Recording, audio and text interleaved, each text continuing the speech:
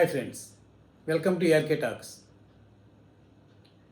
మన దేశ దివంగత ప్రధానమంత్రి శ్రీమతి ఇందిరాగాంధీ స్వంత భద్రతా సిబ్బంది చేతుల్లోనే దారుణహత్యకు గురై నేటికి సరిగ్గా 41 ఏళ్ళు. ఆ హత్యానంతరం సాక్షాత్తు దేశ ప్రధాని హోదాలో ఉన్న వ్యక్తే సొంత భద్రతా సిబ్బంది చేతుల్లోనే హత్యకు గురి కావడం అనే ఈ అమానుష సంఘటన దేశంలో రగిల్చిన మారణకాండ, రేకెత్తించిన కలకలం, అప్పుడు భయానక అనుభవాలు మాలో చాలామంది, అంటే నా వయసు ఉన్న వారికి అందరికీ గుర్తుండే ఉంటుంది. ఆ సమయంలో నేను కూడా ప్రత్యక్షంగా ఎంతోమంది మాదిరిగానే, దేశంలో ఎంతోమంది మాదిరిగానే ఆ సంఘటన మిగిల్చిన అనుభవాలను ప్రత్యక్షంగా చవిచూశాను. వాటిని మీతో ఈ వీడియో ద్వారా పంచుకోవాలనుకుంటున్నాను. 1984లో అప్పట్లో గ్రాడ్యుయేషన్ పూర్తి చేసిన, విజయవాడలో గ్రాడ్యుయేషన్ పూర్తి చేసిన నేను పోస్ట్ గ్రాడ్యుయేషన్ కోసం, అప్పట్లో మన ఆంధ్రప్రదేశ్లో పీజీ చదవడానికి అంతగా అవకాశాలు ఉండేవి కావు. నాలాంటి వారు చాలామంది దీంతో మధ్యప్రదేశ్, మహారాష్ట్ర ఇట్లా వేరే వేరే రాష్ట్రాలకు వెళ్ళి అక్కడ యూనివర్సిటీ చేరాల్సి వచ్చేది. అదేవిధంగా నేను కూడా 1984 ఆగస్టులో మధ్యప్రదేశ్లోని చారిత్రాత్మక నగరమైన ఉజ్జయినిలో ఉక్రెయిన్ యూనివర్సిటీ చేరాను, ఎంఏ ఇంగ్లీష్లో. చేరిన 2 నెలల తర్వాత దసరా సెలవులు రావడంతో 1984 అక్టోబర్లో విజయవాడ వచ్చాను. వచ్చి పండుగ తర్వాత అక్టోబర్ 30వ తేదీ 1984 అక్టోబర్ 30న మధ్యాహ్నం ఎప్పటి మాదిరిగానే విజయవాడలో న్యూఢిల్లీ ఎక్స్ప్రెస్ ఎక్కి భోపాల్లో దిగి అక్కడి నుంచి ఇండోర్ ఎక్స్ప్రెస్ ఎక్కి మధ్యాహ్నం 12 గంటల ప్రాంతంలో ఉజ్జయిని రైల్వే స్టేషన్లో దిగాను. అక్కడి నుంచి మామూలుగా ఊరికి దూరంగా సుమారు 6-7 కిలోమీటర్ల దూరంలో ఊరికి శివారులో నాగ్జరీ అనే ప్రాంతంలో ఉండే మా విక్రమ్ యూనివర్సిటీకి మేము వెళ్ళేందుకు మేము అప్పట్లో టెంపోను వాడేవాళ్ళం. టెంపోలు అంటే మీకు కొంతమందికి తెలిసే ఉంటుంది. ముందు ఒక చక్రం, మన వెనకాల 2 చక్రాలు ఉండి మన ఆటోల మాదిరిగానే కొంచెం పెద్దగా ఉంటుంది. కనీసం 15-16 మంది సులభంగా ప్రయాణించవచ్చు. అప్పట్లో ఉత్తర భారతదేశంలో ప్రధానంగా మధ్యప్రదేశ్లో ఈ టెంపోలే లోకల్ ట్రాన్స్పోర్ట్కి ఎక్కువ ఆధారం. అయితే అదేవిధంగా నేను వాటిని ఎక్కేందుకు స్టేషన్ బయటకు వచ్చి టెంపుల్ కోసం చూద్దామని చూస్తే ఎక్కడా కూడా ఒక టెంపో జాడలేదు. షాపులని అప్పుడప్పుడు హడావుడిగా మూసేస్తున్నారు. ఉన్న కొద్దిమంది జనం కూడా కంగారుగా తొందరగా రోడ్లను వీడి ఇళ్ళకి చేరాలని ఆతృతతో చచ్చగా కంగారుగా ఉన్నారు. దీంతో ఏమీ అర్థం కాలేదు. సరే, ఎలాగూ టెంపోలు కనపడలేదు. దీంతో అప్పట్లో అక్కడ గుర్రబళ్ళు ఉండేవి, ట్యాంగాలు అనేవాళ్ళు.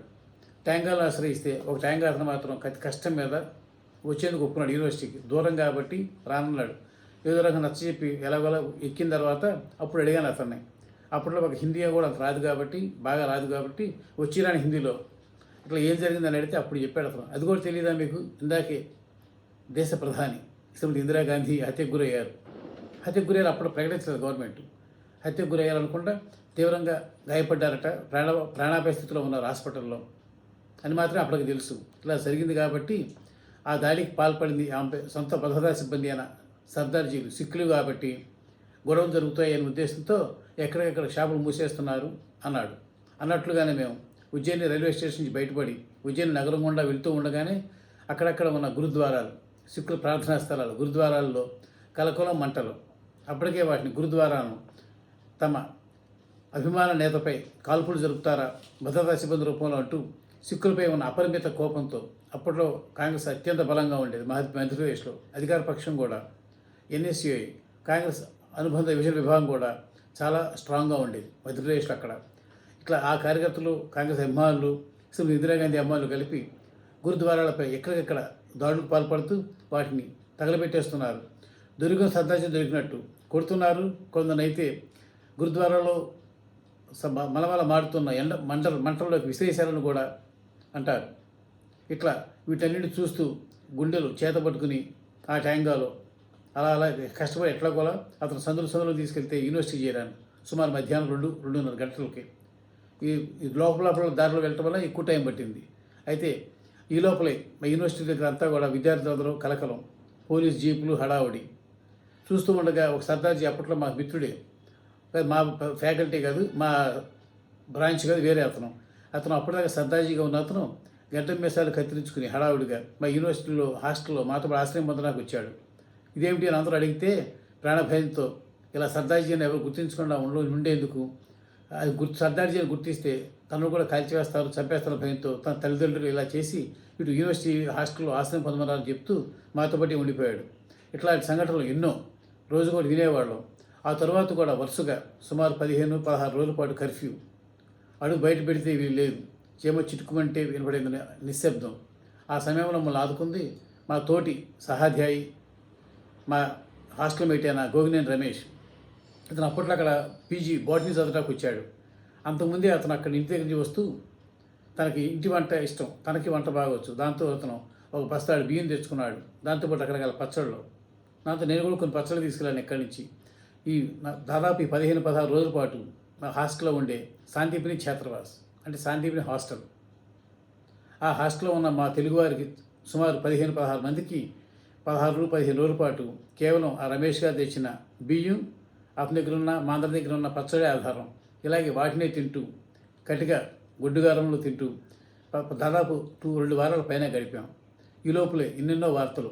అక్కడ ఆ గురుద్వారం తగలబెట్టారు, ఈ గురుద్వారం తగలబెట్టారు. ఇట్లా మధ్యాహ్నానికి మాకు ఇండోర్ నుంచి, ఢిల్లీ నుంచి వచ్చే పేపర్లు ఫ్రీ ప్రెస్ జర్నల్, నయీ దునియా, దైనిక్ భాస్కర్, దైనిక్ జాగరణ్ ఇలాంటి హిందీ, ఇంగ్లీష్ పత్రికల ద్వారా ఎన్నెన్నో వార్తలు తెలిసేవి. గుండెలు గుబగుబలాడేవి.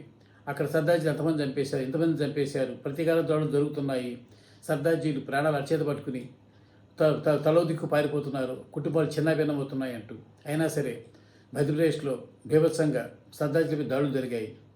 వాటిలో కొన్ని అయితే మాకు అత్యంత సమీపంలో కూడా జరిగాయి.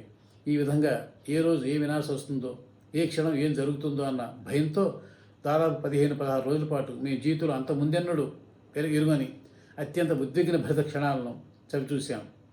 అయితే ఈ సంఘటన మా అందరిలో కొంత క్రైసిస్ మేనేజ్మెంట్, అంటే సంక్షోభ సమయాల్లో ఎలా ప్రవర్తించాలో, ఉన్నవాడితో ఎలా రోజులు గడపచ్చో, సంయమనం, ధైర్యం కోల్పోకుండా ఎలా ముందుకు వెళ్ళొచ్చో అన్న విషయాలను అంతర్గతంగా మాకు నేర్పింది.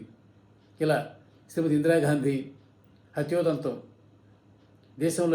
దేశాన్ని కుదివేసినప్పటికీ మేము మాత్రం ఆ సంఘటన నుంచి ఎంతటి హేట్రెడ్, అంటే వేరే ఒక నేత చచ్చిపోతే దానికి ప్రతీకారంగా ఇట్లా మూకుమ్మడి అమానుష దాడులకు పాల్పడటంలోని ఔచిత్యం మాకు ఎంత మాత్రము సబబు అనిపించేది కాదు. అయినప్పటికీ కూడా వీటన్నింటి మాలో మేము చర్చించుకుంటూ ఈ దారుణాన్ని చిత్కరించుకుంటూ అలా రోజులు గడిపేశాం. ఆ విధంగా అటు ఒక దేశ ప్రధాన స్థాయిలో ఉన్న వ్యక్తి దారుణ హత్యకు గురవడం అనేది బాధాకరమైతే, ఆ తరువాత దేశవ్యాప్తంగా జరిగిన ఎన్నెన్నో సంఘటనల్లో ఎన్నెన్నో వేల మంది సర్దార్జీలు అమానుషంగా మాన ప్రాణాలు కోల్పోవడం అనేది మమ్మల్ని అందరినీ ఎంతో కలిసివేసింది. ఇలాంటి సంఘటనలు ఇక ముందు చూసే దౌర్భాగ్యం మాకు పట్టరాదని అప్పట్లో మేము దేవుణ్ణి రోజు ప్రార్థించేవాళ్ళం. Thank you. నమస్తే.